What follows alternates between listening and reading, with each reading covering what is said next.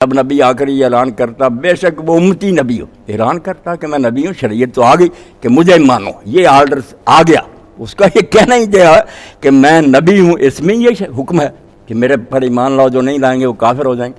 اور اسی لیے ساتھ ہی باقی احکام لاگو ہوگا کہ اب ان کے نکاح نہیں جائز، ان کے ساتھ جنازہ نہیں پڑھ سکتے، نماز، شریعت تو ساری لاگو ہو جاتی۔ دعویٰ نبوت خود تشریح ہوتی، قانون ہوتا ہے کہ میں اللہ کا بھیجا ہوں، مانو مجھے، جو نہیں مانو گے کافر ہو جائے۔ اور مسئلہ مسائل نماز روزے کو چھوڑیں، بنیادی بات جو ہے تشریح وہ تو ہوتی۔ امام مہدی کے متعلق بھی ہم دونوں کا اتفاق ہے کہ امام مہدی کیا ہوگا، اور اس کے باوجود اختلاف بھی ہے، یہی شکل بنتی ہے وہاں بھی۔ امام مہدی کی آمد کے سارے قائل ہیں، ہم کہتے ہیں آ گیا، یہ کہتے ہیں نہیں آیا، صرف یہ فرق ہے۔ لیکن امام مہدی کے متعلق جو دو صفات ہیں بنیادی، اس سے فیصلہ ہوگا کہ وہ امتی نبی ہے یا نہیں ہے۔ تمام مسلمان علماء کہتے ہیں کہ وہ امتی نبی نہیں ہوگا، مانتے ہیں۔ ساتھ ہی یہ بھی کہتے ہیں کہ اللہ خود اسے امام بنائے گا۔ ساتھ ہی یہ بھی کہتے ہیں کہ اللہ جب امام بناتا ہے کسی کو تو اس کا منکر کافر ہو جاتا ہے، اور امام مہدی کا منکر کافر ہو جائے گا۔ آپ دنیا کے کسی عالم اسلام سے پوچھ لیں کہ یہ دو باتیں درست ہیں کہ نہیں، کہ حضرت امام مہدی اگر نہیں آئے تو آئیں گے، پھر جب آئیں گے تو کون بنائے گا ان کو؟ الیکشن ہوگا یا خدا بنائے گا؟ خدا بنائے گا۔ جب خدا بنائے گا تو لوگوں کو چھٹی دے دے گا کہ میں نے تو امام بنا دیا، آگے مانو یا نہ مانو؟ یہ تو تمسخر ہے۔ حکومت تو پٹواری بھی بنا دے تو ماننا ضروری قرار دے دیتی ہے اس کا اپنے دائرے میں۔ تو سارے علماء مانتے ہیں کہ خدا بنائے گا اور نہ ماننے والا کافر۔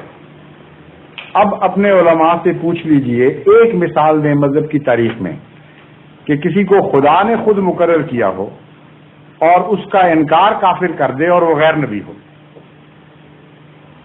نبی اللہ کی بنیادی تعریف ہی یہ ہے کہ اپنے طور پر کھڑا نہ ہو، اللہ اسے کھڑا کرے اور اس کے انکار کو کفر قرار دے دے۔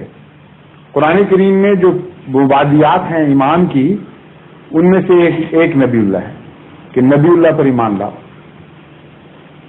غیر نبی پر ایمان لانا کہاں ضروری قرآن میں قرار دیا؟ کہیں بھی نہیں قرار دیا۔ تو مہدی کو ایک طرف سے نبی اللہ بھی مانتے ہیں کیونکہ اس کو مقام نبی اللہ والا دیتے ہیں، اور دوسری طرف سے انکار بھی کر رہے ہیں کہ وہ نبی اللہ نہیں ہوگا۔ یہ کیا تمسخر ہے؟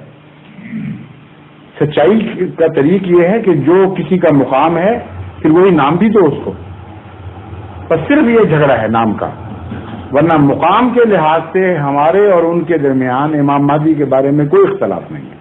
وہ بھی کہتے ہیں امتی ہوگا، ہم بھی کہتے ہیں امتی ہوگا۔ وہ بھی کہتے ہیں کامل غلام ہوگا حضور اکرم کا صلی اللہ علیہ وسلم کا، ہم بھی یہی کہتے ہیں۔ اس میں تو کوئی جھگڑا ہی نہیں ہے۔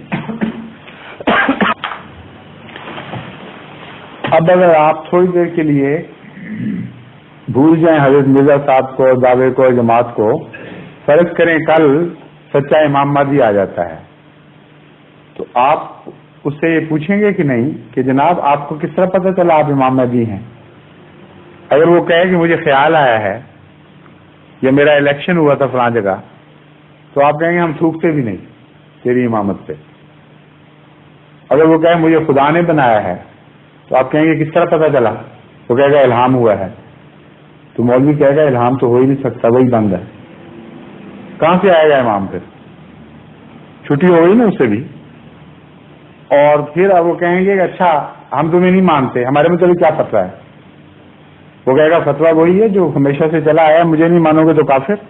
وہ کہے گا اچھا تم ہمیں کافر کہتے ہو، ایسی تیسی تم کافر، تمہارا فلاں کافر، ہم تمہیں اسلام سے نکال کے باہر کر دیتے ہیں، تمہاری چھٹی کراتے ہیں۔ ہوگا کہ نہیں ہوگا؟ ہو چکا ہے، یہی واقعہ ہوا ہے اس وقت۔